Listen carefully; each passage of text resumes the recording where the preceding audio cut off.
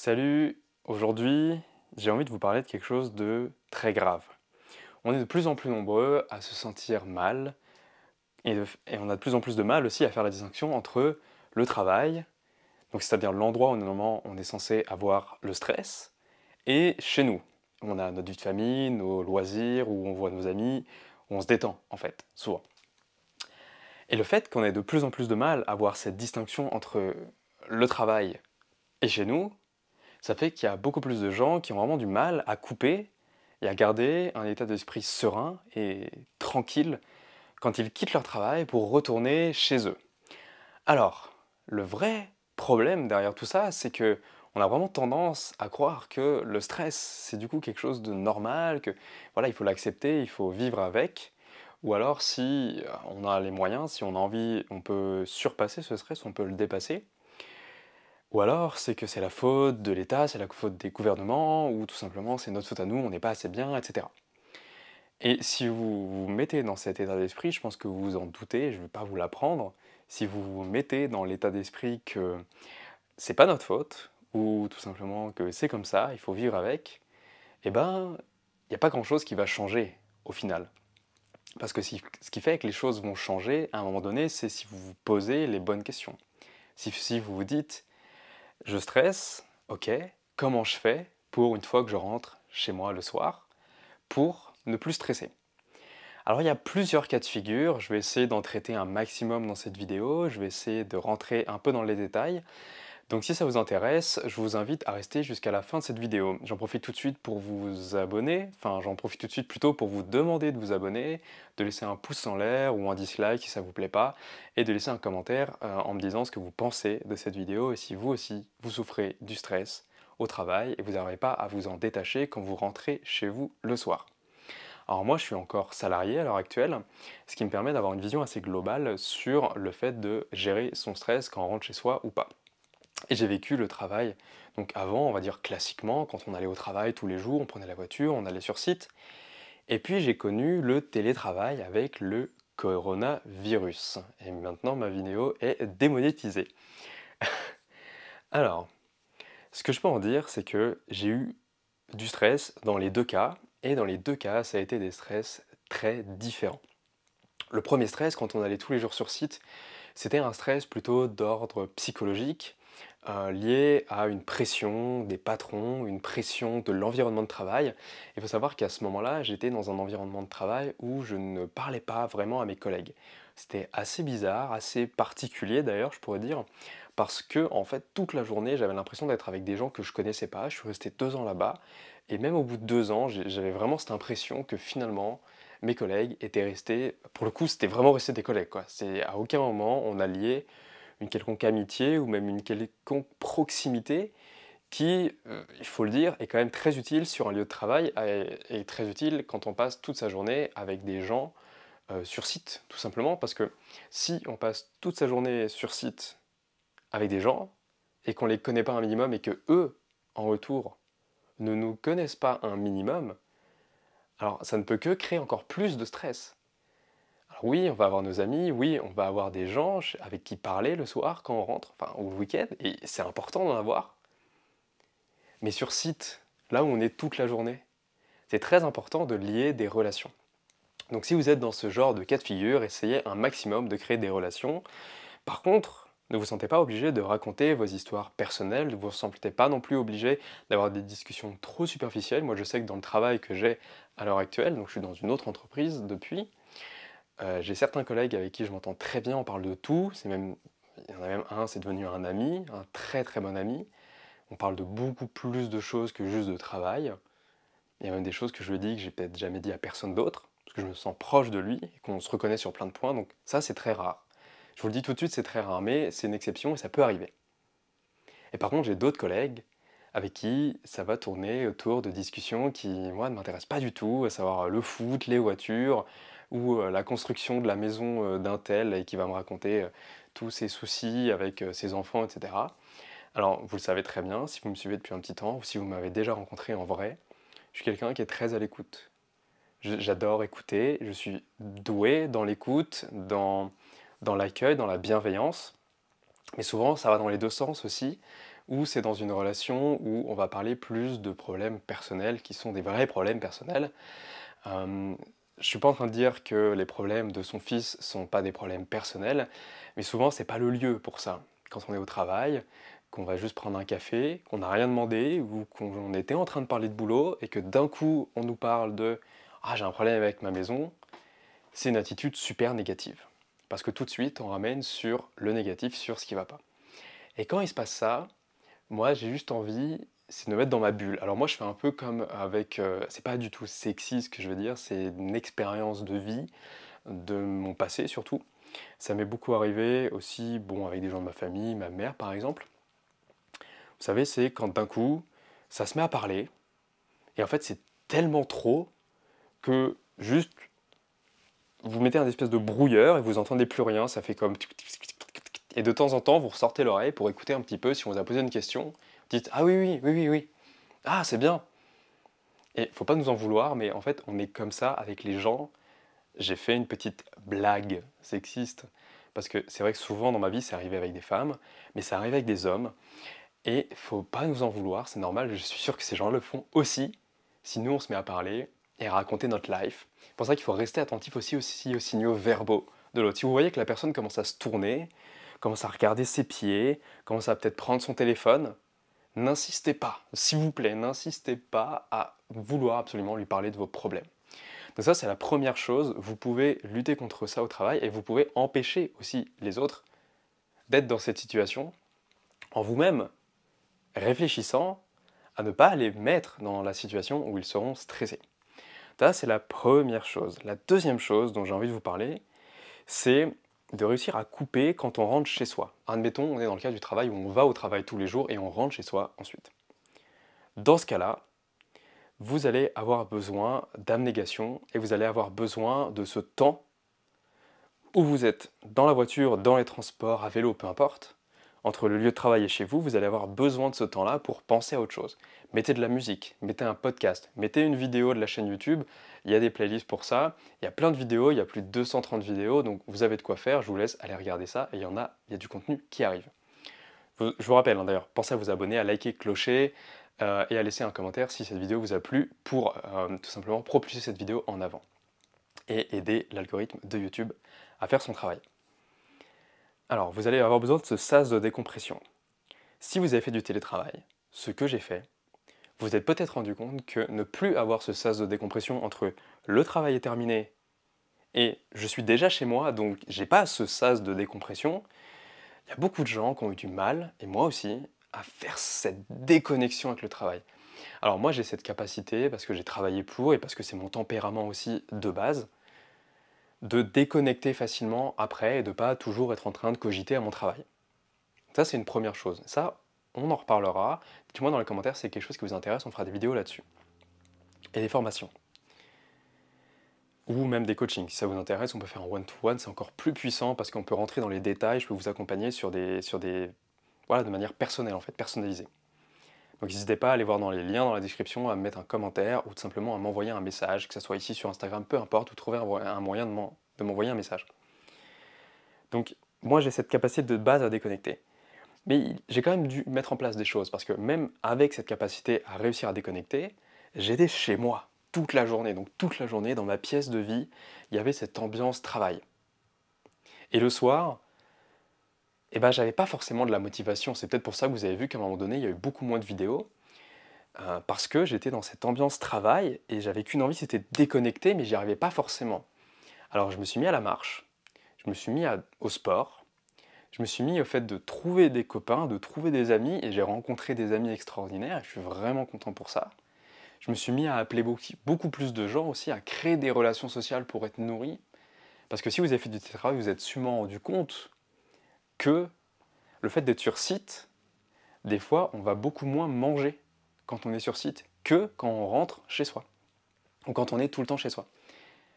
Parce on se nourrit des relations sociales, on se nourrit de tout ça. C'est pour ça que des fois, quand vous êtes avec des amis, toute une après-midi, tout un week-end, une semaine, vous allez peut-être vous rendre compte qu'au final, vous mangez moins que si vous étiez tout seul chez vous. Parce qu'on se nourrit des relations sociales, on se nourrit, on est des êtres sociaux. Et ça, on a tendance à l'oublier. Le Covid nous a mis une grande claque par rapport à ça. Donc rencontrez des gens, allez sur internet, allez sur des applis de rencontre si vous avez envie, allez sur des meet-up, ou...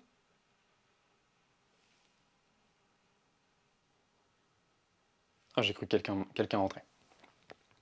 Ou trouvez un youtubeur que vous aimez bien et écoutez-le, apprenez de lui, mais ça remplacera quand même jamais vraiment le contact physique. Moi, il y a quelque chose aussi, c'est que je ne veux pas dire que je suis tactile, parce que c'est mal connoté, c'est connoté tout court. Mais j'aime bien les câlins, j'aime bien les hugs. Pas les câlins, parce que c'est vrai que le mot câlin, c'est plus quelque chose qu'on fait vraiment à ses amis très proches, voire à sa famille ou à ses enfants. Plutôt dire les hugs. Donc comme à l'américaine, vous savez, quand ils se rencontrent aux États-Unis, puis en Allemagne aussi, ils font ça, quand ils se rencontrent, ils se font pas un check, ils se font pas la bise, ils se serrent pas la main. Nous, on a tendance à se serrer la pince, ou alors on fait le fameux check coronavirus. Moi, j'aime bien ce check-là parce que ça évite de devoir se laver les mains derrière. Parce que les collègues qui ont les mains poisseuses, on en a tous. Dites-le moi dans les commentaires si vous aussi vous en avez. Donc le check, c'est cool. Et alors le hug c'est vraiment quelque chose que moi, j'aime beaucoup. J'adore le hug à l'américaine. Je trouve que ça rapproche, ça connecte les énergies, et surtout avec les gens avec lesquels on se sent très proche. De faire un câlin, quand on se dit bonjour, ou quand on se dit au revoir, ou même quand on voit que l'autre ne va pas bien, tout de suite ça permet d'être beaucoup plus dans la compassion et de partager.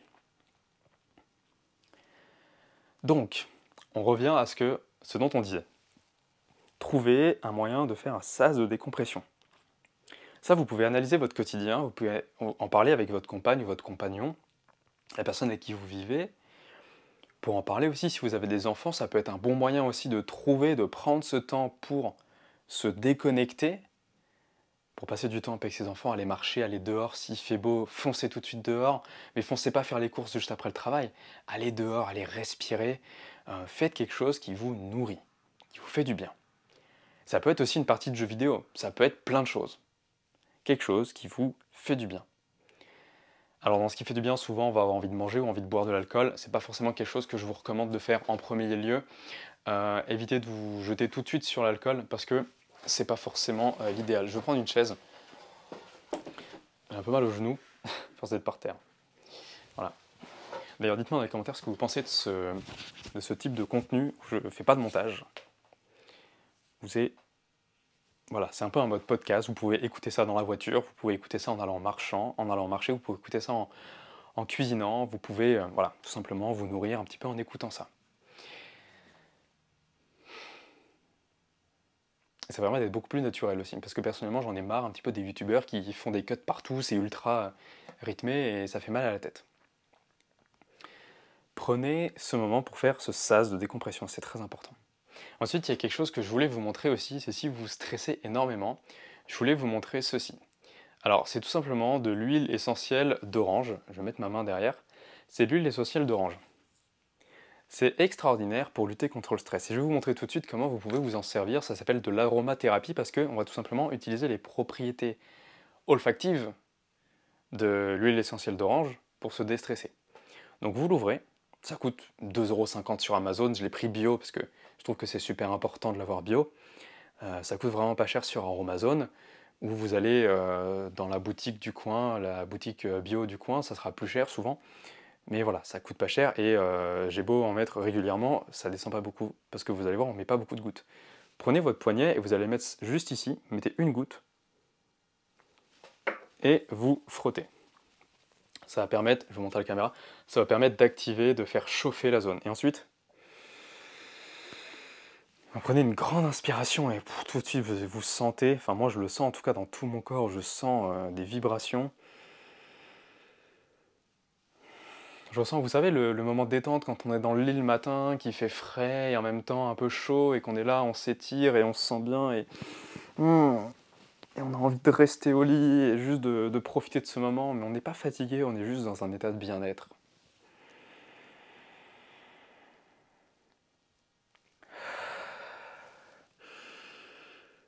Ah désolé. Ah j'aime trop. Ça je le fais pas tous les jours parce qu'en ce moment ça va au niveau du stress, mais je le fais régulièrement. Et à chaque fois que je le fais, C'est incroyable. Franchement, si j'avais découvert ça plus tôt, mais je serais encore beaucoup moins stressé qu'à l'heure actuelle. Je pense que je suis une des personnes les moins stressées de mon entourage et tous les gens autour de moi me le disent. Je ne suis pas stressé, ils savent pas comment je fais, c'est un espèce de secret. Bon, en fait, c'est qu'ils m'ont jamais vraiment demandé ou pris le temps d'observer, parce que c'est assez simple, finalement, de gérer son stress, je trouve. Alors, j'en ai parlé aussi avec mes collègues, et il y a quelque chose que j'ai envie de vous dire aussi par rapport à la gestion du stress, c'est comment faire pour laisser au travail les pensées, le stress. Là, il va vraiment falloir se conditionner, en fait, que, déjà, la première chose, la vie, votre vie n'est pas votre travail. Votre travail n'est pas votre vie, c'est pareil. Donc quand vous rentrez chez vous, vous commencez votre deuxième vie. Vous pouvez vous dire que vous avez deux vies. Quand vous êtes au travail, vous vous mettez dans la bulle travail. Quand vous êtes chez vous, vous vous mettez dans la bulle chez vous. C'est un peu comme si à l'intérieur de vous, il y avait plusieurs êtres, plusieurs personnalités. Et en fonction de la personnalité, vous allez vous diviser. Un coup, vous allez être au travail, un coup, vous allez être chez vous. Ce qui permet déjà de créer deux espaces. C'est un peu comme, pour ceux qui s'y connaissent en informatique, quand vous faites des partitions sur votre disque dur. Quand vous faites des partitions sur votre disque dur, c'est comme si vous aviez plusieurs disques durs. Vous pouvez transférer d'une partition à l'autre, mais les deux sont déconnectés, quasi physiquement. On va dire, c'est comme s'il y avait deux disques durs. C'est le même disque dur, mais c'est vraiment partitionné. Et vous pouvez dire, bah, ce disque dur, je mets toutes mes vidéos, toute ma musique. Cette partie du disque dur, je vais mettre uniquement le système d'exploitation, pourquoi pas. Et puis, vous en avez fait une troisième, et toute cette partie-là, je vais mettre mes jeux vidéo, par exemple. Voilà, les jeux vidéo sur l'ordinateur. Comme ça, chaque partie a sa session. Bon, maintenant, avec les disques durs SSD qu'on a sur l'ordinateur récent, on le fait plus vraiment. Mais c'est un peu pareil, si vous allez dans votre téléphone, si vous prenez votre téléphone, bon, moi c'est un iPhone, que vous allez dans...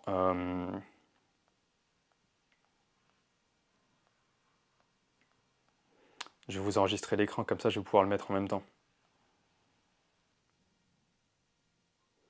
Si vous allez tout simplement dans les paramètres ici, que vous allez ensuite dans temps écran, vous pouvez voir, comment on fait ici, voir toutes les activités, si ça va bien marcher, et vous allez voir quelles sont les applications qui sont les plus utilisées.